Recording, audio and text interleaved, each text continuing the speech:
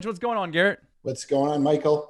Hey, How you man, doing? I think you're one of the best people at working with brokers, and you are systematic at staying in touch with them about, keeping in touch with them. But you're also really good at finding new ones and quickly building relationships because I've observed over the last 6 to 9 months, really a lot of the action has been off market or semi off market deals, and so I was wondering, what do you do to build relationships with brokers to accelerate this whole process? Because no one has got 2 years at the time to have our broker to give them an off-market deal. We want it now, Garrett.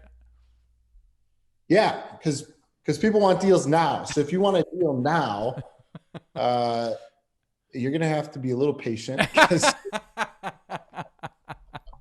I wish it were that simple. But it's first of all you got to commit to the process of building these relationships with the brokers. You gotta think that you're up against other people in the market that have already done this successfully. So I was sitting down with one of my brokers I don't call a close friend. That's where you want to get to, obviously.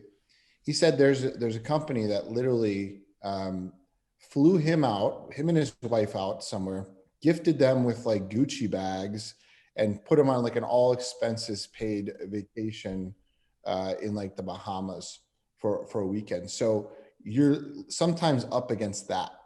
So see, so which is okay. I don't want that to scare you because I've been doing this for a long time. I never did that, right? We still get deals. Right. So what you can do initially is you start the conversation and just know what you're talking about when you're calling them, and have a specific uh, type of property that you're looking for, but not too specific. And start to just say, like, when I call them, like if I haven't talked to them before, like, hey, I own something in this market, or hey, we own in this market and we're looking to break into this market, and we're very quick with everything that we do. They like speed. Think about it. Brokers are incentivized based on speed, right? So that if you close fast, they get paid. Everybody gets paid faster. So start to use those kind of catchwords in how you talk. Hey, we move quick. We can give you an answer fast. I know you don't know me that well, but I'd love to start to build a relationship with you. So if there's anything that you know about that I can't see right now, that's online, that's not online, or that I can't see, you send it my way. I'd love to give me a shot to show you how we work. And I think that's saying something similar to that, or along those lines, is a really good entry point with these kind of brokers. And then you can build it out. And a really big thing that I started doing was flying into town and meeting with as many as I could while I was in town. And you want to get them to the place where you guys are just friends. You guys can call each other and riff about stuff. You can have conversations that aren't even about real estate. You can talk about every owner in the market, like whatever it is. We get to that friend level, then you're really in a good spot where you're getting stuff and you're not even really having to do that much. And so the goal is to get to that. Start out how I just said, and get it to that. Get in front of them. That sets you apart big time.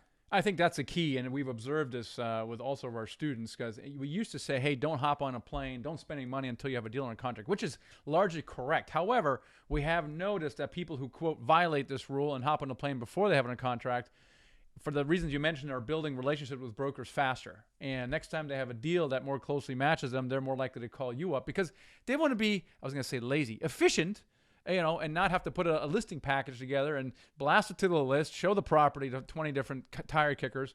They want to be efficient as well, so they're more likely to call you up.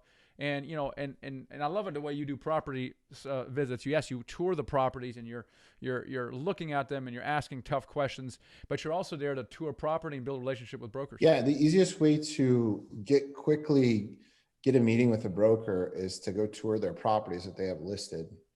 And even if you're not going to buy it, it's a right. Or if you have an idea, you probably won't buy it, but you want to meet the broker and ask intelligent questions. And then you can get in front of them and start to build that relationship on site.